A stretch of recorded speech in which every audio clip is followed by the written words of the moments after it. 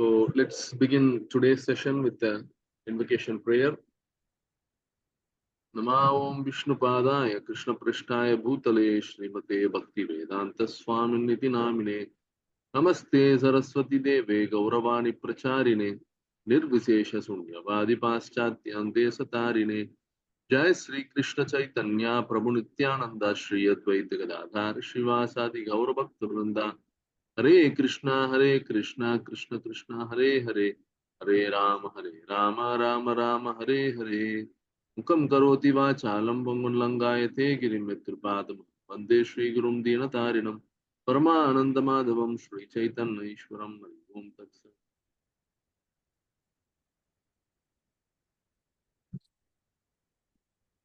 Hare Krishna. So, as usual, let me begin the session with a short recap from yesterday's session. So, yesterday we were looking into the 8th chapter of Bhagavad Gita. 8th chapter of Bhagavad Gita, Arjuna begins by asking a question, as always. In most of the chapters of Bhagavad Gita, Arjuna would begin by asking some questions. So, Arjuna was asking about perfection of life, which will be tested at the last moment of one's life. So we saw how all of us are undergoing various kinds of examinations and tests. Whether we like it or not, in the material world, we are judged by different aspects. Right from the very beginning of our life, where a kid goes to a school. So at that point onwards, we are being evaluated. And we are so engrossed in this material life that we think whatever temporary evaluations that are happening is all in all. And we forget the fact that we all have to face one final examination, which is nothing but death. So none of us would like to think about death, because the nature of soul is to be eternal. None of us would like to die. We want to be permanently situated in this material world. But unfortunately, that is not how the material nature has been designed. So those who are born in this place surely have to die one day. So there are 4 problems in life, as mentioned in the scriptures. Janma Mrityu Jara Vyadi Dukkha Doshanu Darshanam. So what are the 4 problems? Janma or birth, Mrityu or death, Jara or old age, and Vyadi or disease. So these are the real problems in life. And Krishna says in the 8th chapter that whatever state of mind one leaves this body at the time of death, he would attain that in the next life.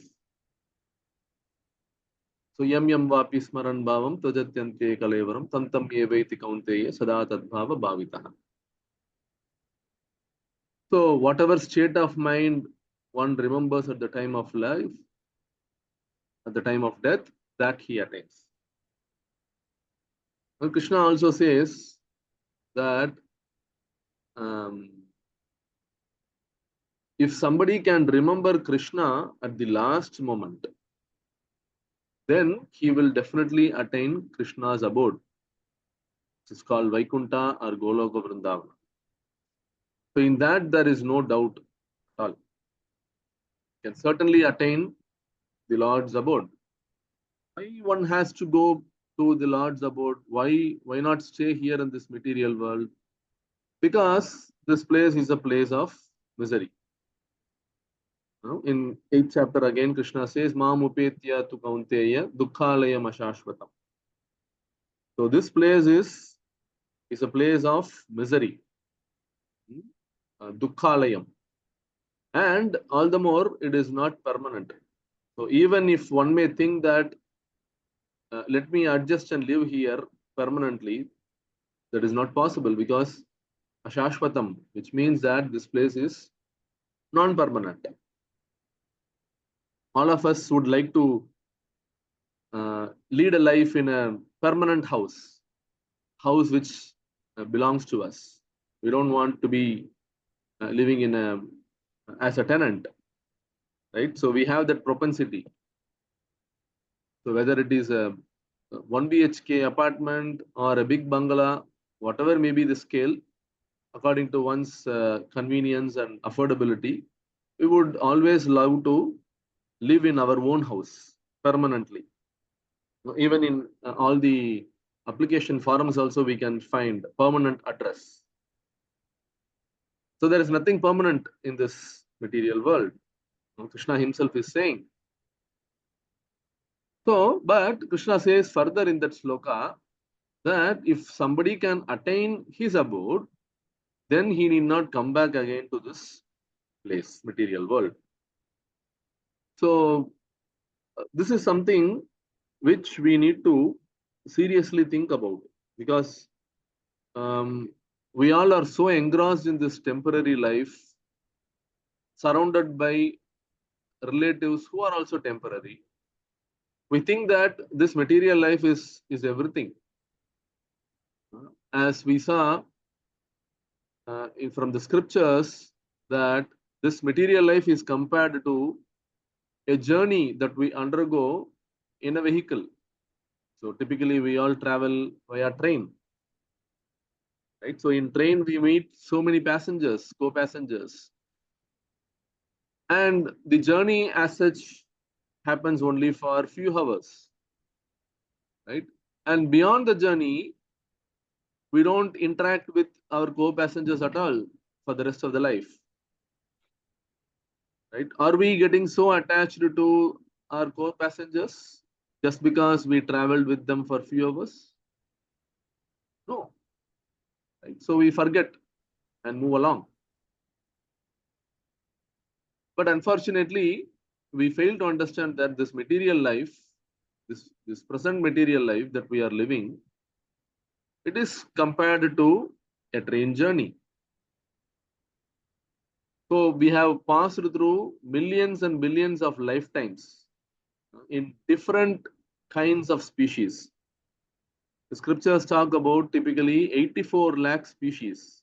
We are all human beings, but there are 84 lakh species of different forms of living entities.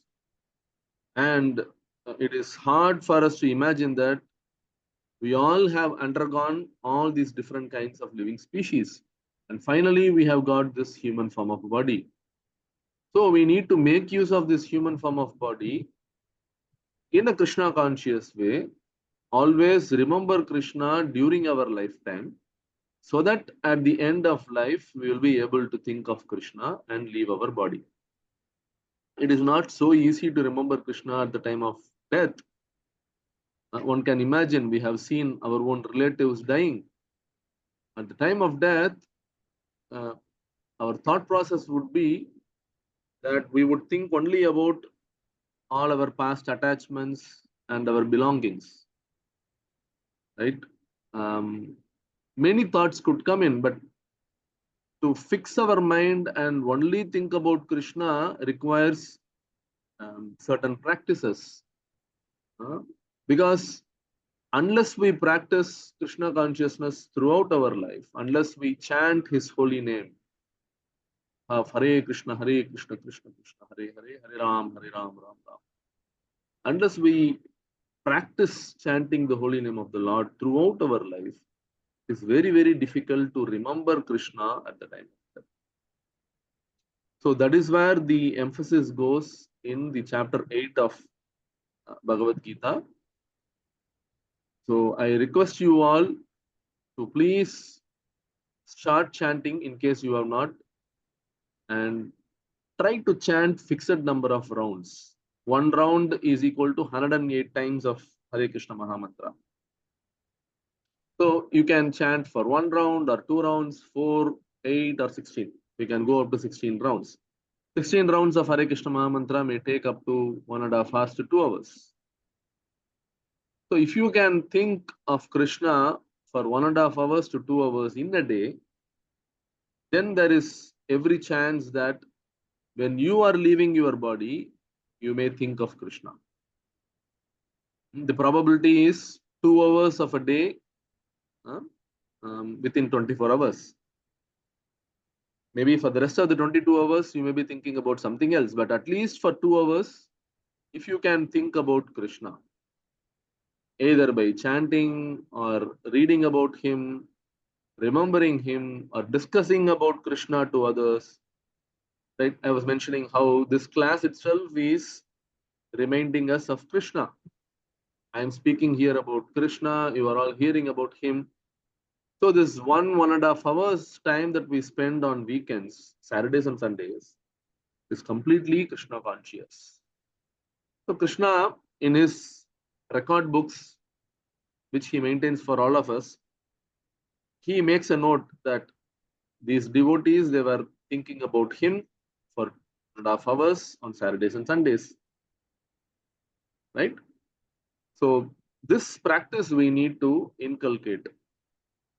Ideally, the scriptures say that we should start practicing chanting of the holy name when we are 5 years of age. Kaumaram acharet pragyam. So we need to begin at the age of Kaumara, which is 5 years. So probably we all have wasted many of our young and youthful age without thinking about Krishna, but at least it's never late than never. So basically, we need to begin from wherever we are. So we are making this humble beginning by trying to study Bhagavad Gita and putting things into practice. Okay, so that's about the chapter 8 of Bhagavad Gita in short. Any questions from the session yesterday?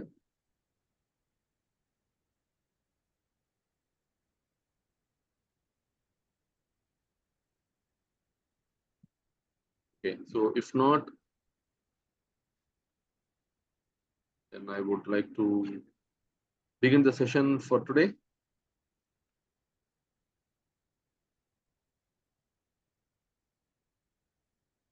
Okay. Yes, Jayashri Mataji, you have any question from yesterday's session? Yes, last 15 minutes that because of net it was not audible to me. So can you just tell what last 15 minutes what you said? I don't remember what he spoke for the last 15 minutes, but you can listen to the recordings, Mataji. I have shared it in the group. Okay. Okay, so let's get into the 9th chapter. Each chapter has its name.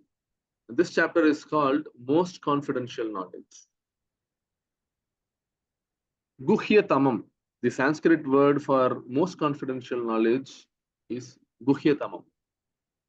So there are 3 degrees of confidential knowledge. Confidential knowledge, more confidential knowledge, and most confidential knowledge. What is confidential knowledge? Confidential knowledge is that which talks about the nature of spirit soul. Understanding that we are not this body and we are spirit soul. So that is called the confidential knowledge. And when it comes to more confidential knowledge, so that is where we understand that Krishna is a supreme personality of Godhead. We are all Jivatmas, and the Supreme Lord is sitting in our heart as Paramatma. And the nature of the soul is to render service to the super soul. The nature of the soul is to render service to Krishna. So that is the more confidential knowledge. Guhya, Guhyatara, and Guhyatamam.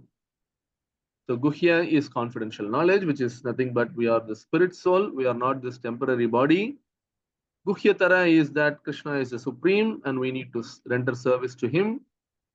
And this chapter is called Guhyatamam, or most confidential knowledge. So what can be more confidential than understanding that Krishna is a supreme? So this is nothing but rendering transcendental devotional service unto Krishna. That is the most confidential knowledge.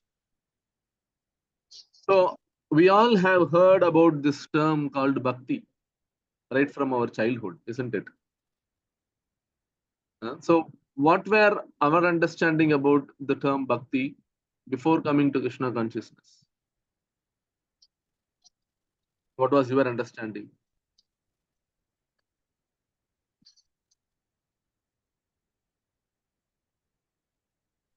My understanding was to pray to him and to light a diya every day. That Right. much. That much, right? Only that much. And we pray to Krishna or we pray to other demigods as well for our To have faith in him. to have faith in him. Okay. But Prabhuji, from the childhood, I was a Krishna devotee. Not so much. I used to chant Hare Rama, Rama Rama, Hare Hare, Hare Krishna, Hare Krishna. And after I joined Hare Krishna, it was the other way. Right. But the intention was mostly for praying for some material benedictions, right? We face some material Prabhu, challenges. to have faith, yeah, from childhood, we were trained to have faith in God, faith in Krishna. For anything and everything, we should rely on Krishna. That's how we were brought up from childhood. Faith in Krishna. Okay.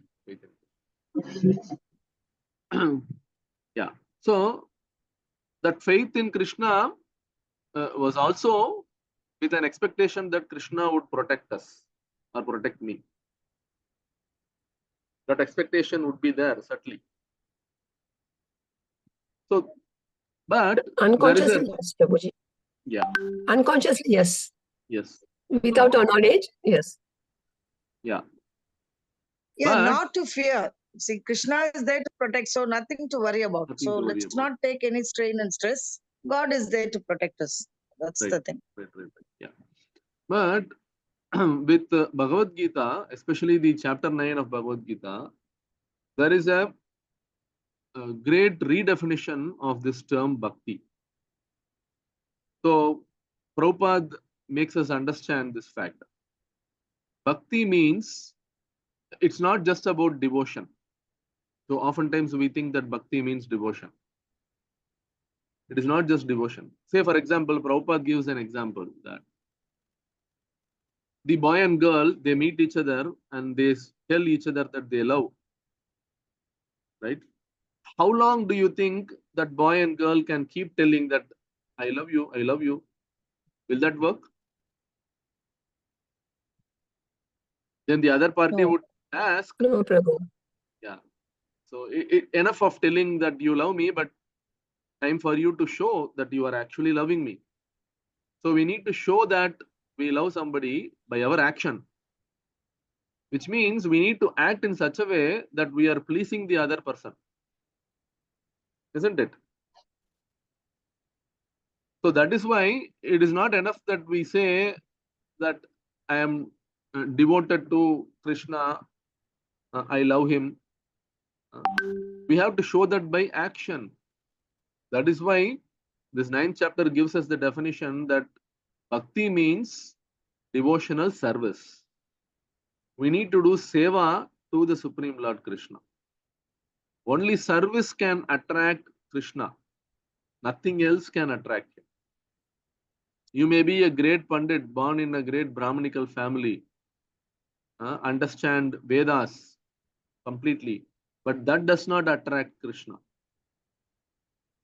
Or you may be born in an aristocratic family, in a wealthy family, that is not going to attract Krishna. Somebody may be very beautiful, pleasant looking, and speaks so nicely and elegantly, that will not attract Krishna.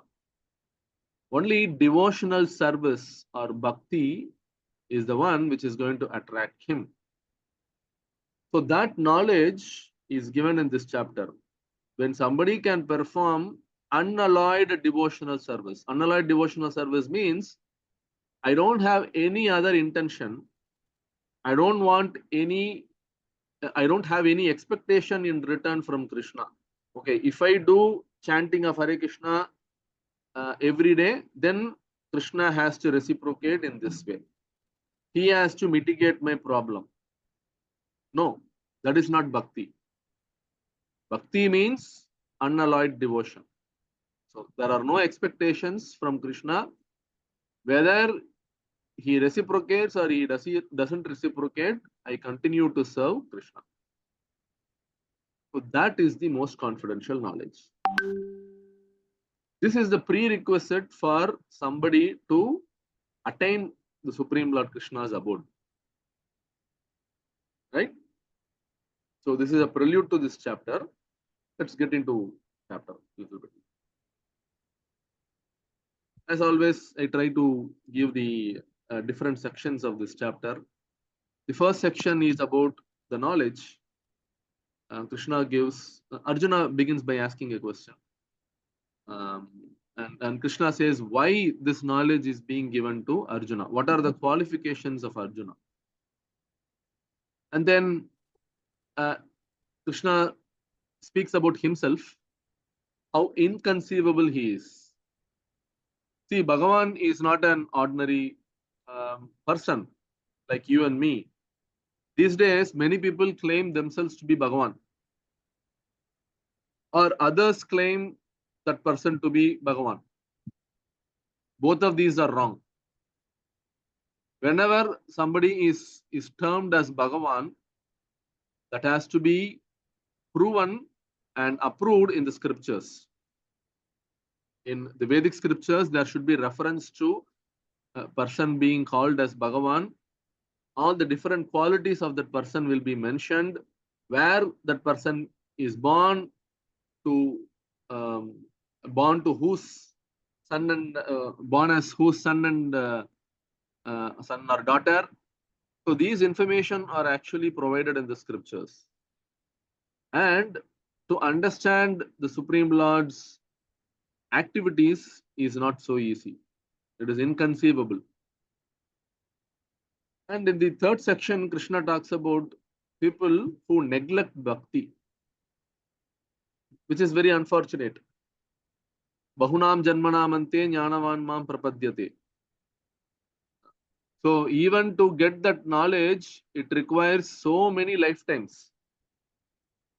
Having got this opportunity to understand Krishna, if somebody neglect bhakti, then there can be no misfortunate person than him. So when we are into this process of Krishna consciousness, we should take it very seriously. And finally, the last section, Krishna talks about the glories of devotional service. How glorious it is. You cannot compare bhakti or devotional service with any other process. So far, which other yoga systems have we understood or tried to understood in these classes?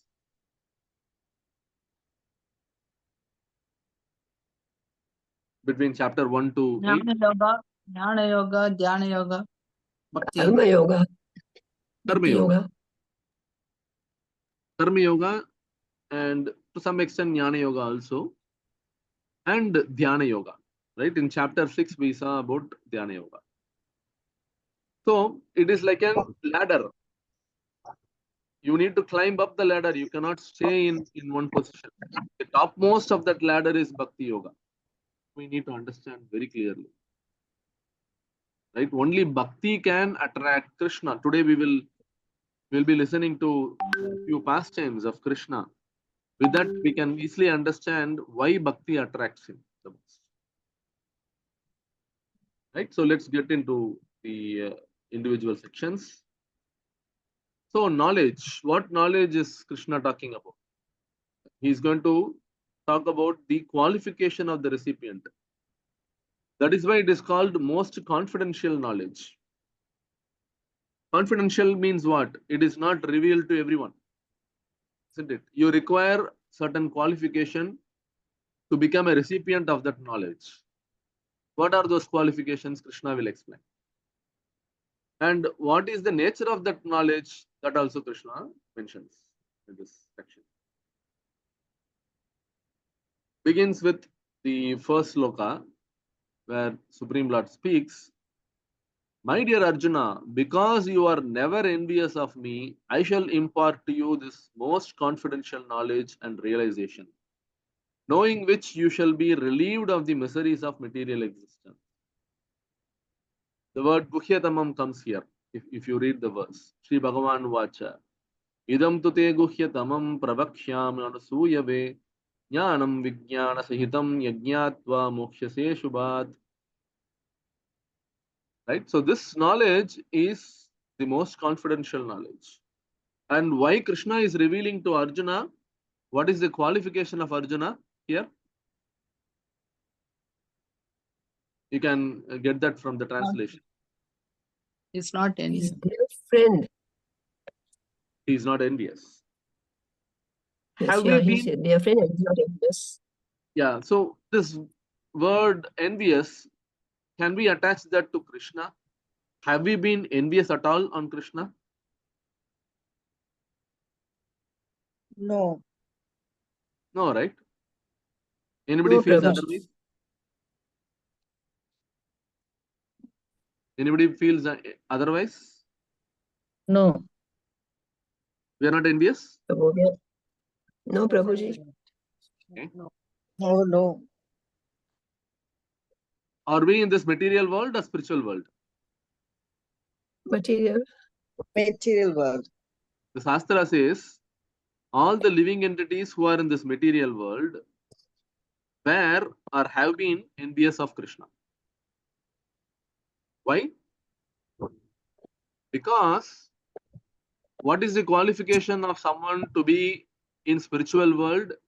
The qualification is that one should not be envious of Krishna, which means accepting the fact for 100% that Krishna is the supreme and I need to be serving Krishna. I don't want separate enjoyment. My enjoyment comes only by serving Supreme Lord Krishna. That means that somebody is not envious of Krishna. எந்திரம் Why வைக்காதீங்க. we all, இதெல்லாம் why தொடைக்கல we all வைக்கல. have, இதெல்லாம் எடுத்துட்டு போவாங்க. I'm putting devotees on mute. So the fact that we all are in this material world is because we had separate interests from Krishna. We didn't want to serve Krishna alone. We wanted to satisfy our own senses. Right? So in this material world, if you see, not all the time, not 24 hours a day that we are able to serve Krishna. Probably for few minutes or few hours by chanting his holy name, but or by reading about him, we are serving him. But otherwise, we are only serving our senses, which in itself means that we don't want to accept the supremacy of Lord Krishna. We want to serve our own senses. That in itself means that we are envious of Krishna. I am not saying this, Srila Prabhupada is saying from the scriptures. So Arjuna had this qualification that he was not envious of Krishna, which means he accepted Krishna's instructions, surrendered himself completely, and he was only doing what Krishna was asking him to do. That is the qualification to receive the most confidential knowledge. But why are we studying this, even though we are not so qualified? Because at some point in life, we want to be qualified. We want to come to that stage of unalloyed devotion. That is why we are trying to understand this chapter, process it in our mind, in our intelligence, and try to act in such a way that we are able to develop this non-envious attitude towards Krishna. Right? So this is the qualification of receiving this knowledge. In the second verse, Krishna talks about how this knowledge is the king of education, Raja Vidya. Raja Vidya Raja Guhyam Pavitram Idamuttamam Pratyaksha Vagamam Dharmyam Susukam Kartum Avyayam. So this knowledge is the king of all education. We all have undergone different education in our material life, isn't it? We studied so many subject matters in our school education. Unfortunately, you cannot term any of that education as Raja Vidya. Only the knowledge given in Bhagavad Gita can be called as Raja Vidya. Raja Vidya and Raja Guhyam. It is the most secret of all secrets. What are the three different categories of knowledge I mentioned in the beginning? Can somebody recollect? Three categories I mentioned. Guhyam, About scriptures. Guhya, Guhyatara, and Guhyatamam. Guhya. Yes, Yes. Prabhuji. So what One is is Guhya? about spiritual, about spirit soul. Right. So that is Guhya. What about the next level? Gushi- Krishna is the supreme God and he is Yes. the Paramatma. Krishna, Accepting the Supreme Krishna as a Personality of supreme. Godhead. Yes. So that is second level, Supreme Guhyatara. Personality of Godhead. And what is the third level? You should render devotional service Service to to him. Krishna. Render Rendering devotional service. devotional service to him. Render devotional service to Krishna. Thank you. You all have understood the most confidential knowledge. So Guhyatamam.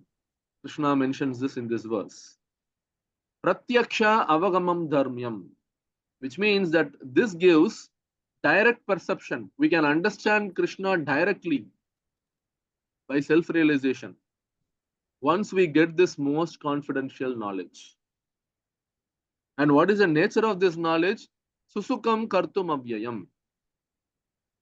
It is everlasting and it can be joyfully performed. There is no pain at all.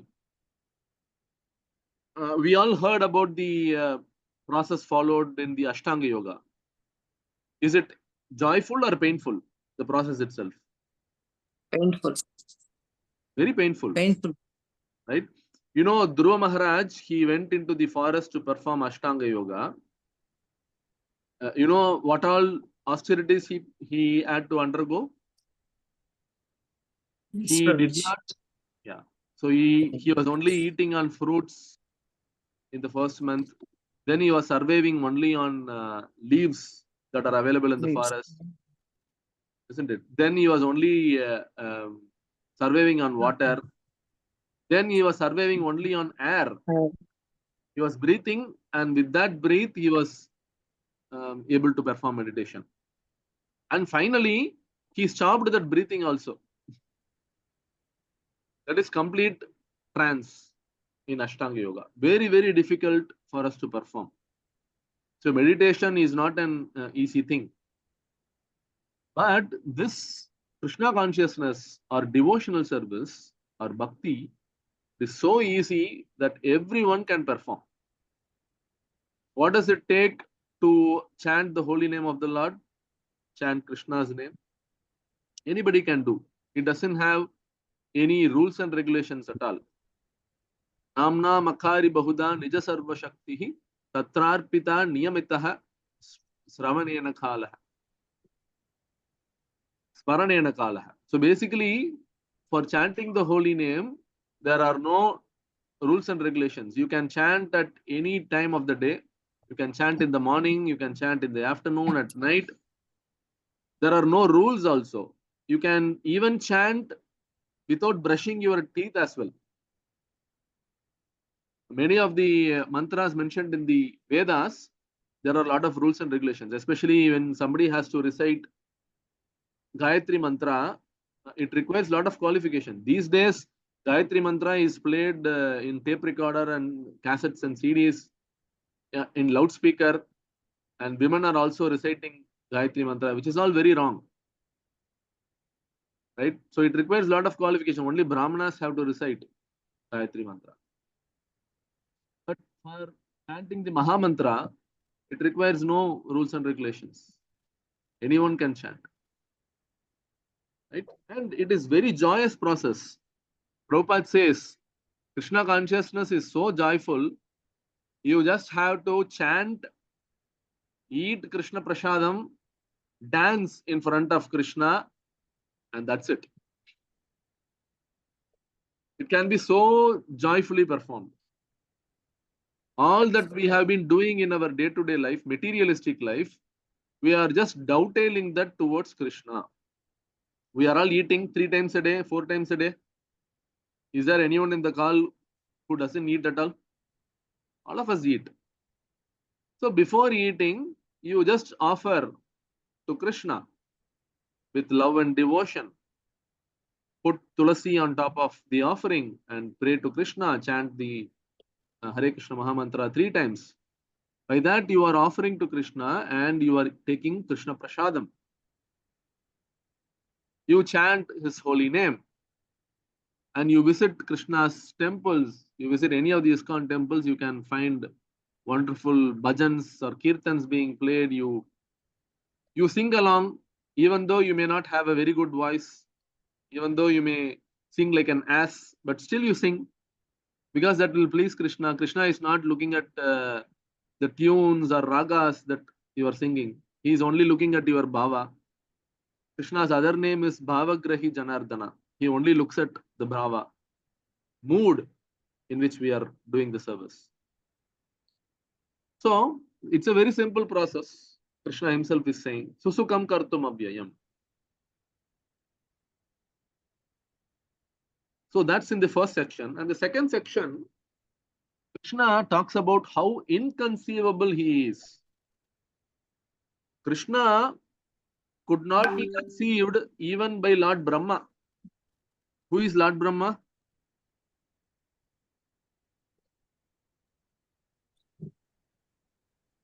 Highest of humankind. Highest of humankind, right?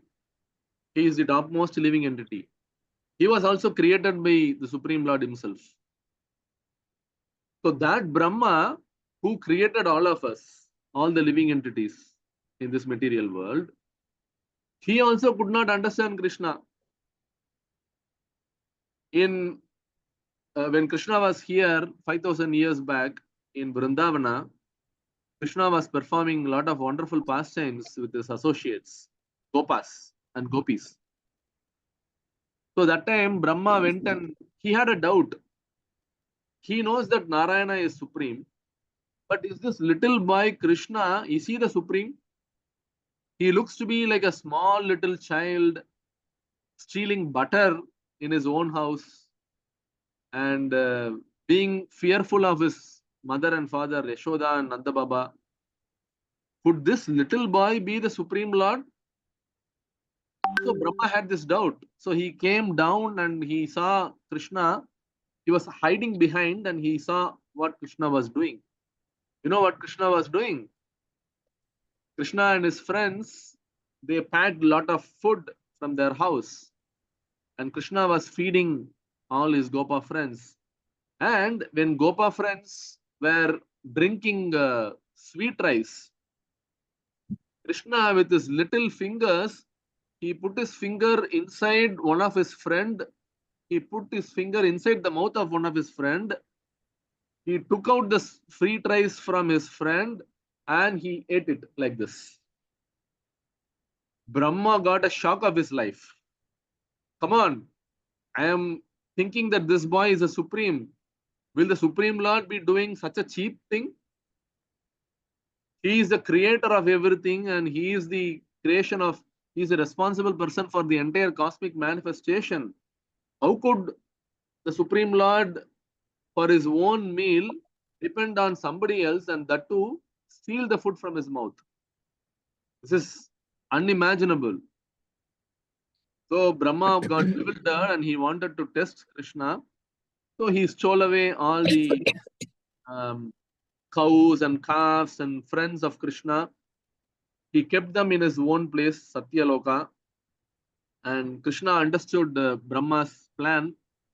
So he tricked Brahma. So what he did, he manifested himself as all his friends and cows and calves. And they went to their own houses. And when Brahma came back after some time, to his surprise, he saw that all those cowhead men Gopas and the calves and the cows that he stole, they are still there in Vrindavan. Brahma got completely shocked. Then he again went back to his place just to check if all those um, Gopas and cows that he stole are there. They were there in Brahma's Loka, and they are here as well in Vrindavana. So then Brahma understood, oh, this is not an ordinary thing, it is Krishna's plan. So he understood and he came and asked for forgiveness from Krishna. Krishna, please forgive me. I misunderstood you. I never thought that you are Bhagavan, but now I am able to understand you in completeness. So Krishna is inconceivable. We cannot understand him at all with our ordinary sense. People call Krishna as Makanchor. He is also called as Ranachor. Ranachor means that person who ran away from the battlefield. You know, Jarasandha, he came and attacked Krishna 17 times. And all 17 times, Krishna defeated Jarasandha. He came back for the 18th time, and on the 18th time, Krishna ran away from fighting. So Balarama asked Krishna, why are you running away? We are all Supreme Lord. Why we need to fear? Then Krishna said, no, no, no. Only if I run away, Jarasandha will also get some strength, and he will bring all other demons along with him, so that we can kill all the demons in one go. So that's why Krishna ran away from the battle. And even till day, Krishna is called Ranachor. And if you go to Dwaraka, there is a famous temple called Ranachod Rai. We are celebrating the fact that Krishna ran away from battle. Right? So he is inconceivable. We cannot understand Krishna with our little tiny intelligence.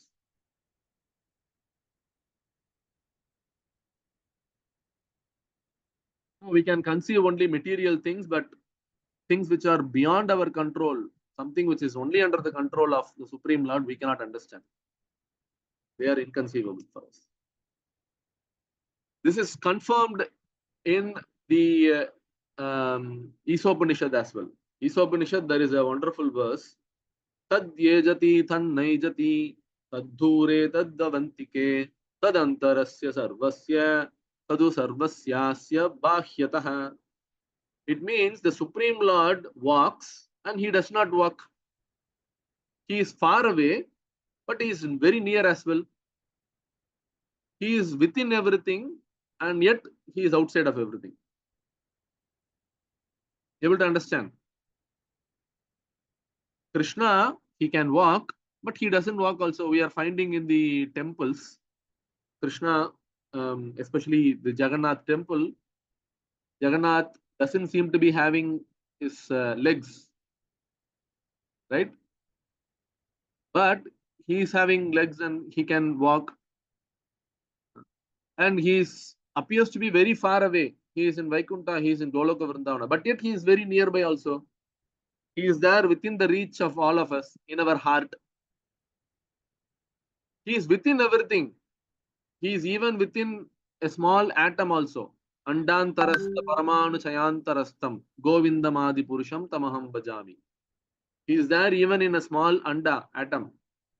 But yet he is outside of everything also.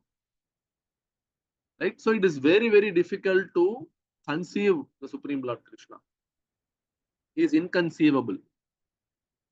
We may be going to a temple of the Supreme Lord Krishna. Many temples are there, isn't it? There are 108 Divya Desams, which we prominently call in South India. There are many temples in the north, east, and west as well. Many temples of the Supreme Lord Krishna, Dwaraka, Jagannath Puri, Badrikashram, Vrindavan. Vrindavan, there are 5,000 temples of Lord Krishna. Right? So when we go to these temples, often we don't understand that Krishna is physically there. He is there in the form of deities, Archa Vigraha. We fail to understand that. When we offer food to Krishna, he actually eats. He need not eat with his hands like all of us. he can eat with his eyes. So inconceivable. You know, there is one famous pastime of Sakshi Gopal. Anyone in this call knows that pastime? Yes, Prabhu, I know it. Yes, Prabhu. Yes. So a couple of you know. So I'll just tell it shortly. So in olden days, there were two Brahmanas. One was an old person and another one was a young person. They both went on a yatra. They were very close. The old person, he was so moved by the young Brahmana, because the young Brahmana was serving the old Brahmana nicely. He was taking him to all the different temples. You know, old person, he requires some help, isn't it? In order to hold his hand and give some prashadam and all those things, he was rendering service. They went to Vrindavan, and there they went to a temple called Gopal. There was a temple of Lord Gopal, Krishna. So this old Brahmana, he was so happy with the way the young Brahmana took care of him. So he asked the young Brahmana, what is it that you want? You please tell me, I will give you. You want some money? What is it that you want? Then the young Brahmana said, no, no, no. I don't want anything, sir. I didn't do this service with some intention. I wanted to serve you, especially to take you to a lot of temples. So I did that. I am not having any expectation. Then the elder Brahmana said, no, no, no, you are such a nice boy. I have a daughter, so I want to give my daughter to you. You please marry her.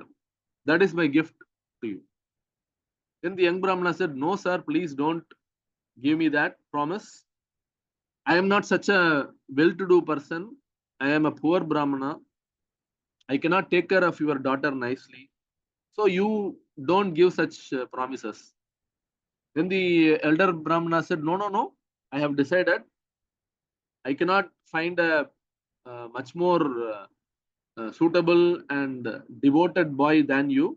You are so devoted to Lord Krishna, so I want to marry my daughter to you. Then the young Brahmana said, will your family agree? Other members of family may question you. Are you confident? Then the elder Brahmana said, why are you doubting so much? I am keeping Gopal, Lord Gopal as a Sakshi, and I am promising to you, I am giving my daughter to you, and I say that my daughter will be married to you. I promise. And Lord Gopal is a Sakshi. So then the young Brahmana also accepted, and they moved along. They went back to their native place. So the young Brahmana waited for some time, and as the elder Brahmana went to his family and discussed about this with his family members, his wife and eldest son, they objected to this proposal. They said, no, father, you cannot give like this, because we have brought up our daughter so nicely, and we cannot give to a poor person. Daughter may not be taken care so nicely. So let's not move ahead with this proposal. Then the elder Brahmana said, no, but I promised in front of Gopal. How can I go back with my promise? Then the son said, oh, dad, why are you in this such a day old age? You just promised in front of an idol. So who is going to come and vouch that you had promised? There is no Sakshi for that. Then the Brahmana said, no, Krishna was the Sakshi. He was there. I promised in front of him. Then his son said, come on, dad. Will Krishna come here and say that, you have to marry your daughter to this person? No, he cannot come and he cannot talk. So then somehow he convinced his father, and he told that, no, let's not go ahead with this marriage proposal. Then the young Brahmana, he waited for so many days, and he wanted to inquire what happened to that marriage proposal. So he came to this old Brahmana's house, and he inquired politely that, sir, you have promised to me when we were in Vrindavan, what happened to that promise? Then he sent his eldest son. And the son, he came and blasted this young Brahmana like anything. Hey, you are telling all lies. You are such an unqualified person. You don't have any money at all. How dare you come to our house and ask my sister for marriage? So I will punish you like anything. I'm going to call the village head and I'm going to give you a proper punishment to you. So then the young Brahmana, he did not argue, but he was standing firm on his statement. No, your father did vouch for this. He had promised to me that he will give his daughter. What is the Sakshi? Do you have any witness at all? Then he said, no, I have witness. We were having this conversation in front of Lord Gopal. Then bring your Lord Gopal, let him come and give witness to this. So then this young Brahmana, he had so much of faith in the Supreme Lord. He went straight to Vrindavan again. He came in front of Lord Gopal and then he started crying. Oh Lord, you were there as Sakshi. And this elder Brahmana, he gave me a promise that he will marry his daughter to me. But now they are going back in their promise. You please come and act as a witness. Then the Lord Gopal, he started to speak. Oh, young Brahmana, I am so pleased with your devotion. I will definitely come as a witness. And Lord Gopal, he put a condition. You go in front, I will come from behind, I will walk and come. And you should not turn back and see if I am walking or not. The moment you turn back with a doubt, then I am not going to move from there. So then the young Brahmana also agreed to this, and young Brahmana moved ahead, followed by Lord Gopal, and the Brahmana could hear the ankle bell sound, that Lord Krishna is indeed coming, walking from behind. So as soon as they neared the place, it is called Vidyanagara, I think. So as soon as they neared, so that was the place where the young Brahmana and old Brahmana were living. So as soon as they came to that place, they entered the village. The young Brahmana could not hear the anklet sound. So he started to look back to see if Krishna was indeed coming. And Gopal, he actually stopped at that point. He halted. He could not move further because that was the deal that Lord Gopal had with this Brahmana. The moment you turn back, I am not going to move from this place. So then the young Brahmana was so happy that Krishna came himself. He invited the old Brahmana, the entire family of old Brahmana, and the entire villagers actually came to witness this. So they all had a conversation with Lord Gopal. Lord Gopal started to speak, and he actually came as a witness, and he narrated the whole incident, that indeed the elder Brahmana had promised to the young Brahmana that he would marry his daughter to him.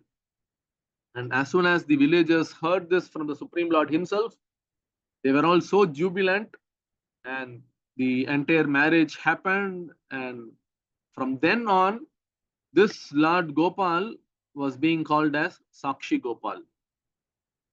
Later, the Sakshi Gopal deity got moved from this Vidyanagara to a place where they are right now.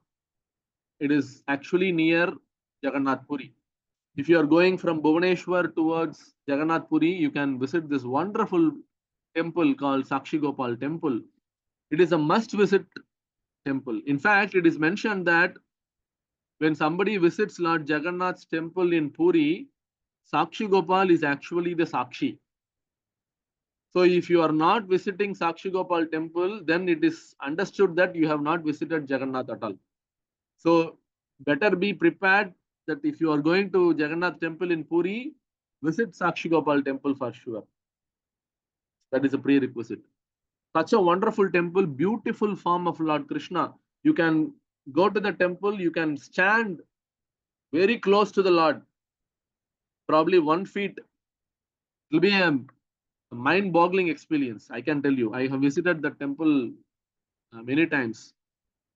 Every time I visit the Lord has been very merciful and he gave darshan. So, point I am trying to make here is he cannot walk, but he does walk. He is very far away, but yet he is very near as well. It all depends on one's devotion. If you are really devoted to the Supreme Lord Krishna, then he does reciprocate to our love and devotion. In the 4th chapter, we saw, Ye atamam prapadyante tam sateva bhajamyaham. Amma vartamanu vartante manushya pata sarvasaha.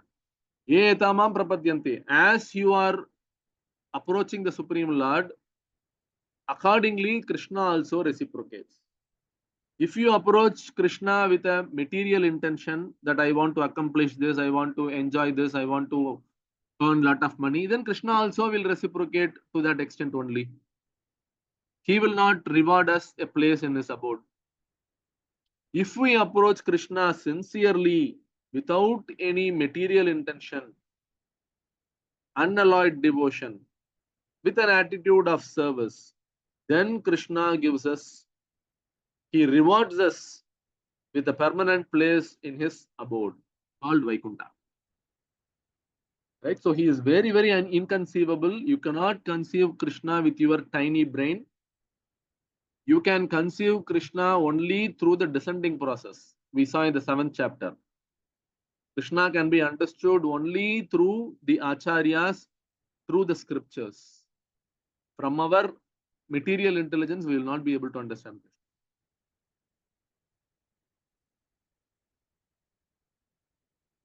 So his relationship with material world, Krishna says that the entire cosmic order is under me. Under my will, it is automatically manifested again and again. And under my will, it is annihilated at the end. So it is only by Krishna's wish that the entire creation is happening.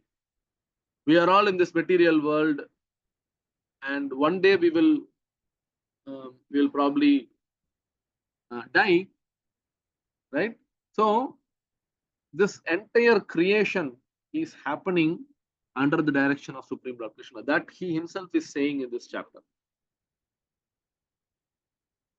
And how this material world got created? Mayadhyakshena prakritihi. My adhyakshena, which means by my glances. By Krishna's glances, the entire material energy is working according to his direction.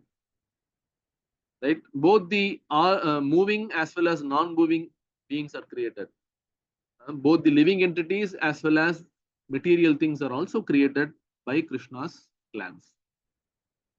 And it is also annihilated by Krishna's will. You know this pralaya, which happens, there are different kinds of pralayas. One that happens on every day of Brahma, and the other thing which happens at the end of life of Brahma. So there are different types of pralayas. 4 pralayas that the Shastras talk about. Everything is happening as per the Lord's will, Krishna's will. So what is the lesson for us?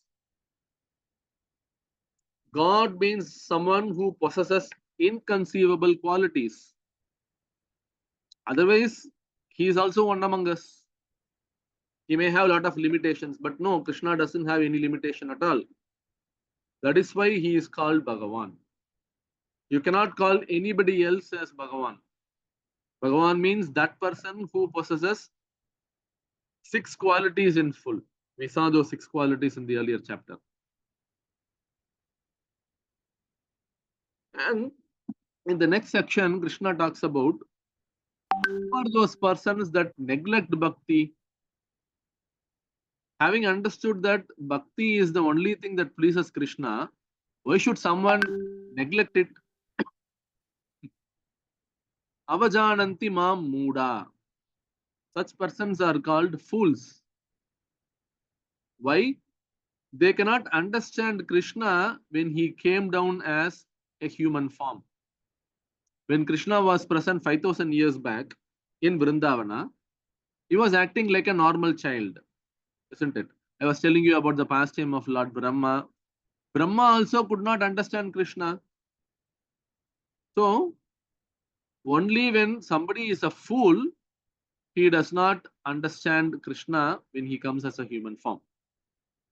Such persons, they don't know his transcendental nature.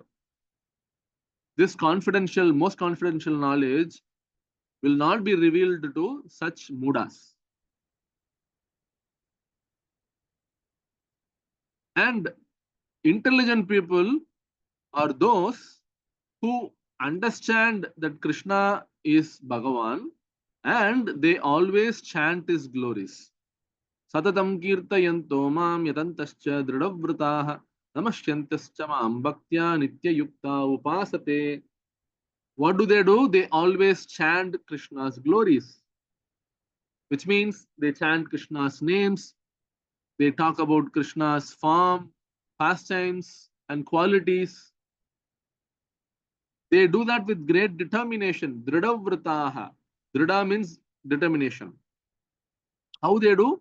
Namasyantascha mam bhaktya. With great devotion, they bow down before Krishna. Nitya yukta upasate.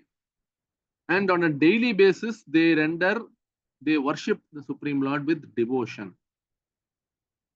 This is what a devotee does. If we call ourselves as devotee, then we should be doing all this. As I was mentioning, bhakti means devotional service. We need to be serving the Supreme Lord Krishna. It is not just about telling in front of Krishna, oh Krishna, I am a bhakta, I love you, I am a devotee of you. No, it's not just about telling to Krishna or telling to others that I am a devotee. We need to show that by our action. That is what Krishna is mentioning in this chapter. And what happens to such devotees who are always worshipping Krishna? Krishna gives a great guarantee in this verse. Ananyas chintayanto mam. Those who are worshipping Krishna with ananya bhakti, exclusive devotion, with no other deviation. They don't worship anybody else. They worship only Supreme Lord Krishna. What happens to them? How they do? Ye jana par upasate. They meditate always on Krishna's form. And for them, tesham nityabhiyuktanam yogakshemam vahamyaham. For them, I carry what they lack and I preserve what they have. Which means, whatever that a devotee requires, Krishna himself goes and provides. And whatever they are lacking, Krishna gives that. Say, for example, I have read Bhagavad Gita, I have come into Krishna conscious process, trying to chant Krishna's name. Krishna protects our devotion. He ensures that our devotion is not lost. And he also provides what we lack. When we are beginning, we may not be a pure devotee. Right? We may have all material intentions. Krishna gives an assurance that he is going to provide what we lack. Right? So which means when we become a devotee of Krishna, our devotion to Krishna will keep increasing by Krishna's mercy. Because Krishna himself is giving that benediction, that guarantee. And whatever level of bhakti that we are doing, Krishna will make sure that it is preserved. It is not lost.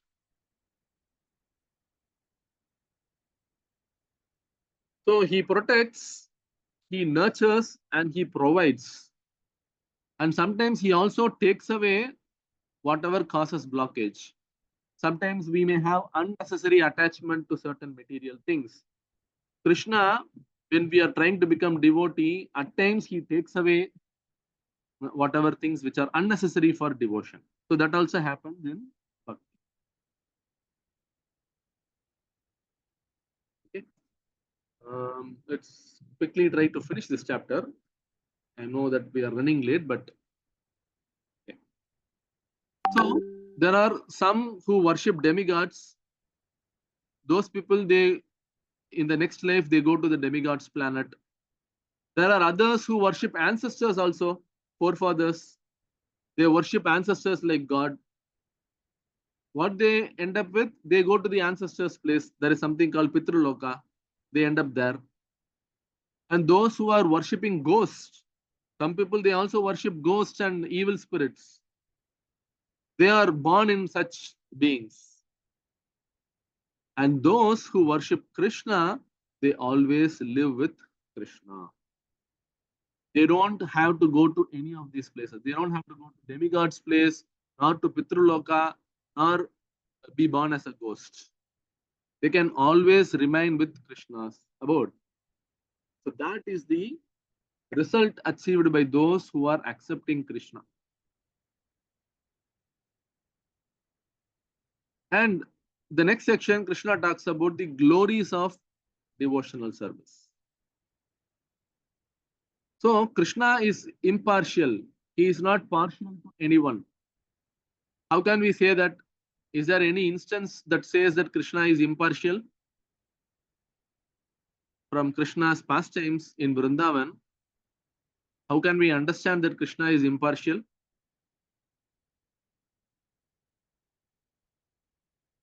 Anybody here who would like to give a try? To him, all are same, Prabhuji.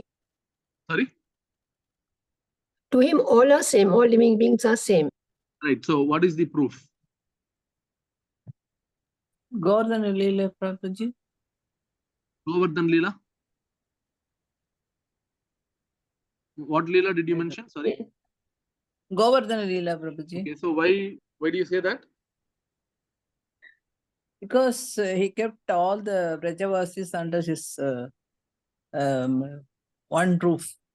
Right. When So there Brajavasis is- are devotees of Lord, so he is partial towards them. I can say that. Yes. When Cattle he and was, everything was under him. Prabhuji, when he was performing the dance with all the gopis, he gave Okay. the satisfaction to each one that he is with him, with her.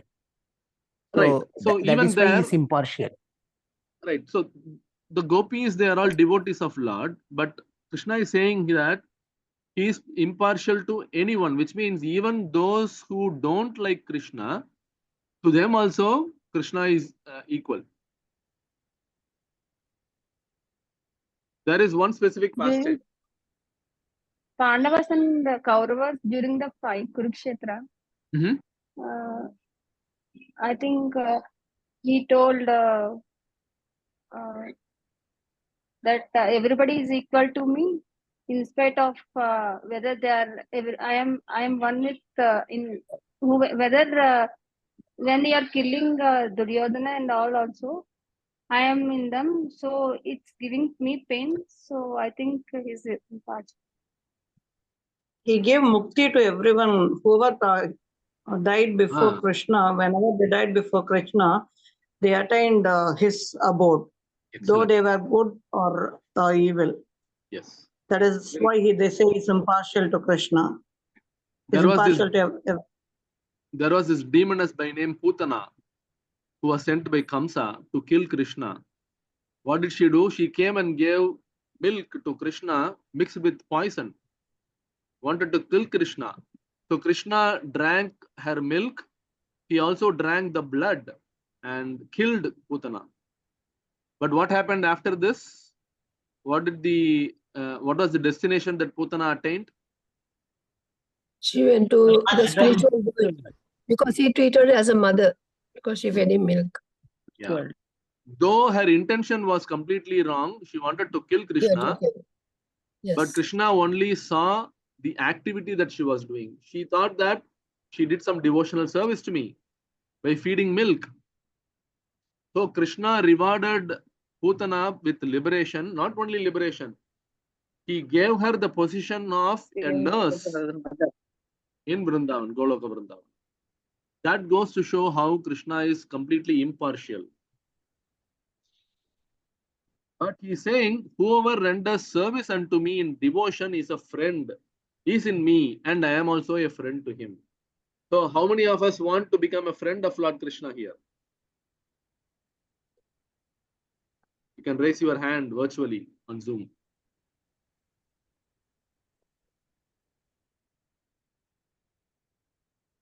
Right. So those who want to become a friend of Lord Krishna, Krishna gives the formula here. It is very, very easy. You start rendering devotion to Krishna, you start chanting his holy name, you start to understand Krishna by studying Bhagavad Gita, then you can actually become the dearmost friend of Krishna. Right? So that guarantee he is giving here.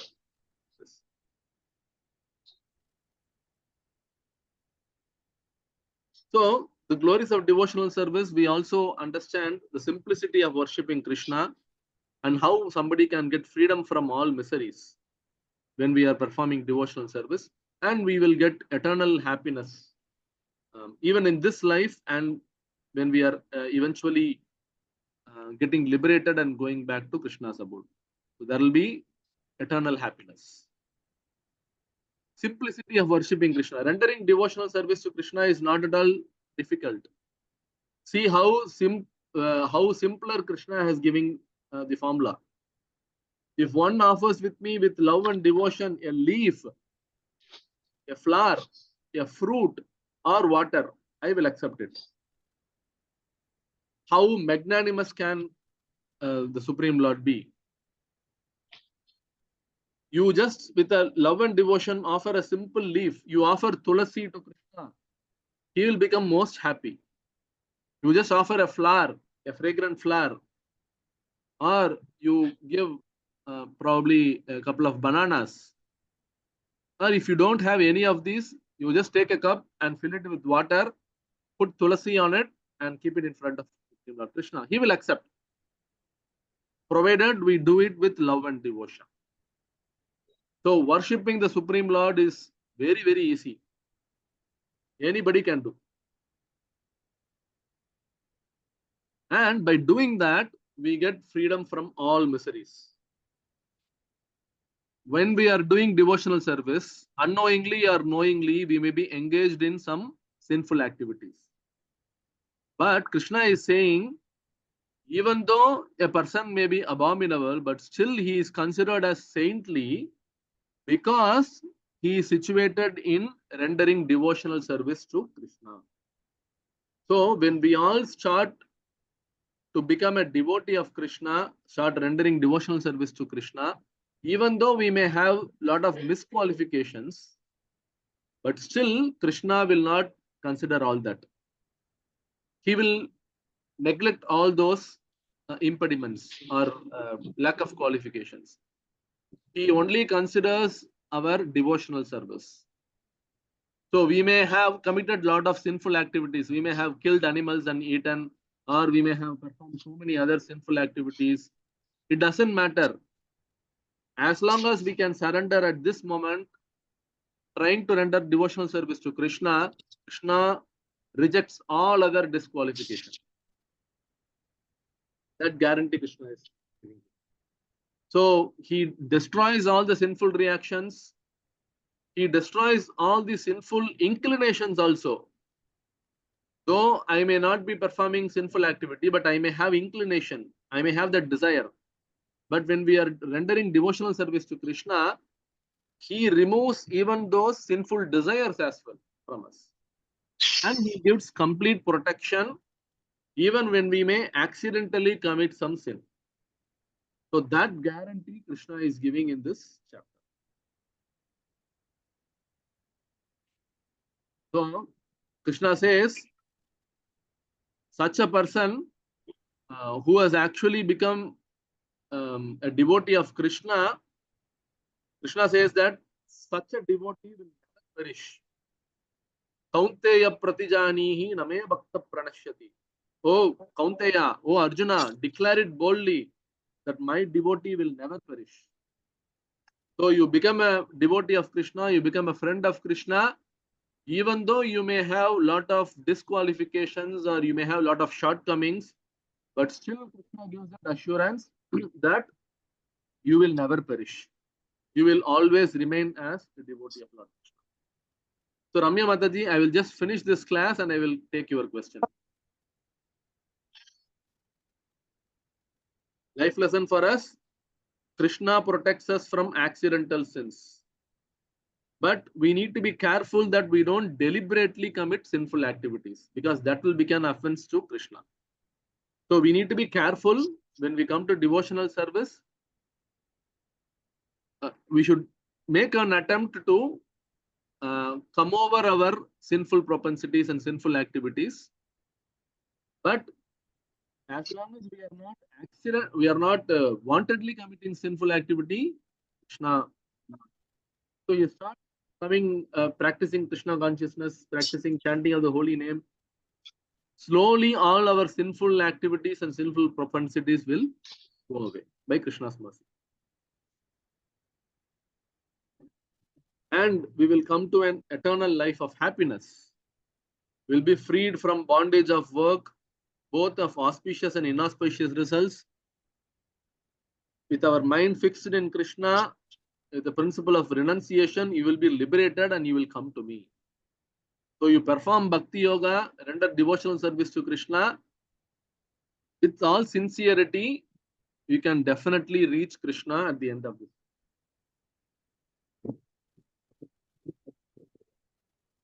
So this life of eternity is awaiting us. We are all bound up in this material world. Only Krishna can help us. When you take shelter of Krishna, he will be able to remove all the bindings. And finally, the last verse of this chapter, famous verse. Man manabhava mad bhakto madhyaji mam namaskuru mame vaishyasi yuktaivam atmanam parayanaha. Engage your mind always thinking of me. Become my devotee. Offer obeisances to me and worship me. Being completely absorbed in me, surely you will come to me. This is the formula to reach Krishna. If all of us have an intention not to repeat the cycle of birth and death and go back to Krishna, then all that we need to do is always think of Krishna. Krishna gave the formula also in 7th chapter. You drink water, the taste of water, you can remember Krishna. You see sunlight, Krishna is the source of sun, so you can remember Krishna. So by all means, we can never forget Krishna. So if somebody can always think of Krishna, becoming his devotee, rendering obeisances and start worshipping him, you can place Krishna's photo, Radha Krishna or Krishna Balaram in your home. You can perform small arati with Dhupa and Deepa. Chant Hare Krishna Mahamantra, you can sing nice tunes and you can perform simple arati. By doing that, you can worship Krishna. You can also worship Tulasi Maharani, who is a devotee of Krishna. You keep a pot of Tulasi, water Tulasi every day and perform arati with Dhupa and Deepa and flowers. Very simple. By doing all this, we can definitely go back to Krishna. So that assurance Krishna is giving in this chapter. So the eternal life of happiness is awaiting for us in Goloka Vrindavana. Goloka Vrindavana is the permanent place of Krishna. That is the address of Krishna. Once we go there, we can always be happy. There is no misery at all. There is no birth, death, old age or disease. That life is awaiting us, provided we can start practicing what Krishna is mentioning in this chapter. So continue your bhakti by chanting the holy name of the Lord. You can chant in a bead containing 108 malas. Hare Krishna, Krishna Krishna, Hare Hare, Hare Ram, Ram Ram, Hare. So there is also something called Panchatattva mantra, which you can recite 3 times before starting your chanting. I will post that mantra in this group. You can recite that mantra 3 times and you can chant your rounds of Hare Krishna Mahamantra.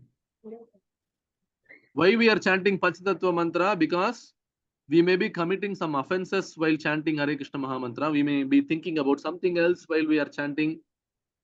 Because we are chanting Panchatattva mantra, because we are taking shelter of Lord Chaitanya Mahaprabhu, all our offenses to holy name will be reflected or removed. So that is the benefit of chanting Panchatattva mantra. I request all of you to chant this Panchatattva mantra 3 times before chanting the Hare Krishna. So you can chant 108 times or 216 times or 324, multiples of 108. How much ever time it is possible, you please chant. With that, I will come to an end. So the essence of this chapter is most confidential knowledge is the attraction that we can do to Krishna. How we can attract Krishna? By rendering unalloyed devotional service to him.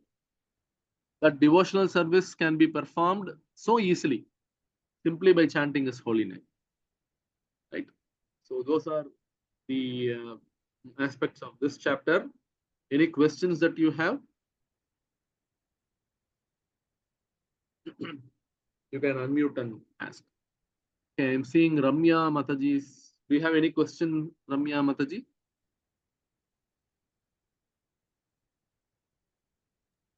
No, sir. Okay, Padma Mataji. Yes, go ahead. Yes, Prabhuji, Hare Krishna. The three types of knowledge which you said in the beginning, can you just tell me again very clearly? I just want to write down, take down. My first one is Guhyam. Yeah. Second one is what, Prabhuji? I know the meaning, but I want the specific word. Guhyatara. Guhyadara. Yeah, Guhyatara. T-A-R-A. T-A-R-A, right? Yes. Tara. Okay, then third one, Guhyatma. Guhyatamam. Guhya. Tamam. T-A-M-A-M. Okay, thank you, Prabhuji. Then one more question I have. In this text 25, when they say those who worship ancestors go to ancestors, those who worship ghosts and spirits will take birth among beings. Ancestors, we don't worship, no? We generally, so can you explain that a little bit? We do for, like, you know, during the Shraddha month, we offer them food, but we don't worship ancestors. Can you explain that? Yeah, so there are many Confusing. people who worship the ancestors. Like, for example, my own relatives. Yeah. No, typically in an altar, right? Altar, you have the photo or the deity of Lord. So what they do, they keep the photo of their parents, and they also keep the photo of their ancestors, like grandparents and so on. And they perform arati. Okay, in that sense. Yeah, so they perform arati and they perform puja. Every day, I know my own uncle, before he leaves for office, he used to bow down to his parents' photo. Parents are no longer, but still they worship them, and then he prays to them before he leaves for office. So basically, it's nothing but a worship, right? Of the forefathers. And if somebody is in complete ignorance, they also worship the forefathers to such an extent that on the Tithi in which the forefathers passed away, they offer all food items that they liked, non-vegetarian food, and they basically pray to them. No, it's such a elaborate function that they perform. They don't celebrate Lord Krishna's Janmashtami also to that extent. So much. Yeah. People have gone to many extents. Prabhuji, one question. There is one sloka, Agasadu Padidam Toyam Edakachidi Sakaram Sarvadeva Namaskaraga Sti Kesavam Pradigachati. So anything, anybody, we do that goes to Lord Vishnu. And in Bhagavad Gita also, Bhagavan says, all the things are I'm part and parcel of that, or they are part and parcel of me. Then why is specifically mentioning, if you pray demigod, you will go to their world? I think there is a contradiction between what he said and what he is finally concluding here. Nice question. In fact, elsewhere, we also saw when somebody is worshipping demigods, they are indirectly serving Krishna only. So that also he mentioned elsewhere. And as you rightly said, all the living entities are parts and parcel. But the point here is, we should not imagine or understand wrongly that whomever we may worship, we will eventually end up in the same place. One should not wrongly understand that. Like, for example, many people say that I do perform this kind of worship. I worship this person. Some people may even worship personalities. They don't even worship demigods. They worship normal living personalities. And they think that they can attain mukti. So in this verse, Krishna wants to explicitly set the expectation that, no, that is not the case. You will not attain the same destination. If you catch a train to Delhi, you will reach Delhi. If you catch a train to West Bengal, you will reach only West Bengal. You cannot go to Delhi. Destination is not the same. So that Krishna wanted to explicitly state in this verse. So you may be indirectly worshipping me only, but you will not attain me. You will attain me only if you worship me directly. By indirectly worshipping all the demigods, eventually you may come to me. Because by worshipping demigods sincerely, without any material motivation, the demigods will guide us to Krishna. That can happen. But immediately you will not attain Goloka Vrindavana. So that route will be a long route. You may take a long route to reach the final destination. So that is how we need. Thank you very much. Thank you very much. One more short question. Sometime back we went to somebody's house. There we saw, they had hung photographs of 7 generations. 7 generations, fathers, like that. Right. And then they must be worshipping. I don't know, but is it the right thing to keep like that? The people who are not living? It's not. It's not advisable, no? It's not. Right. So basically, we are not supposed to be worshipping our forefathers. But we all have our own, we are all indebted to our forefathers. Because they have given us this physical body. They have given us all the material opulences, right? We inherit so many things from our forefathers. So we are indebted to them definitely. So that's why it is mentioned that on a particular day called Shraddha Day, we are supposed to be worshipping to Supreme Lord Krishna. Praying to Krishna that please deliver our forefathers in case they are not delivered. Because if somebody may commit a sinful activity, they may not get a human body or they may not even get a physical body. Yes. So for such forefathers, we need to pray to Krishna annually. That is what is called Shraddha ceremony. So that we need to. But suppose your mother, father, if they are not alive, is it advisable to keep their pictures in the house? I just want to know. Right. Is it a good thing or no? There is no necessity. Yeah, okay. Yeah. Better if you can avoid, no? Yes.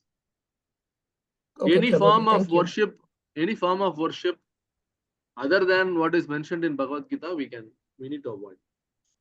In the 14th chapter, in the 14th chapter, we will discuss this in detail.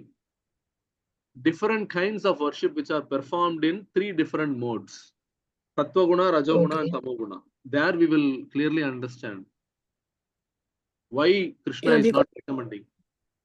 Yeah, because Prabhu, like what you said, because all the forefathers, we are also coming from them. Right. They say at least your mother, father, you can keep it. That's what I heard in some lectures. Yeah, but don't keep worshipping.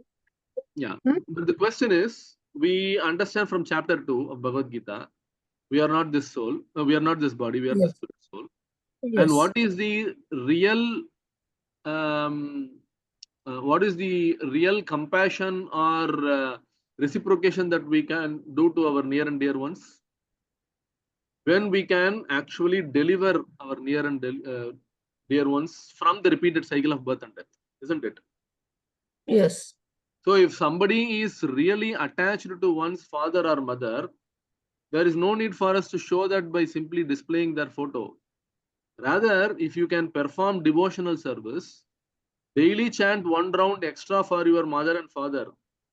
Pray to Krishna sincerely that in case if my mother and father are caught up in some other place, they are not getting any human body, then please reward them with a good destination. So like that, you can pray for them. That is real reciprocation. Yeah, okay. That is how you can show your love and affection. Yeah, yes. Thank you, Prabhuji. Of course, if you are not really worshipping your mother, father, but you are simply keeping their photos, there is nothing wrong in it. But you can show your reciprocation or love and affection in a better way. That's what I am saying. Yes, yes, Prabhuji. Thank you. Understood. Any other questions?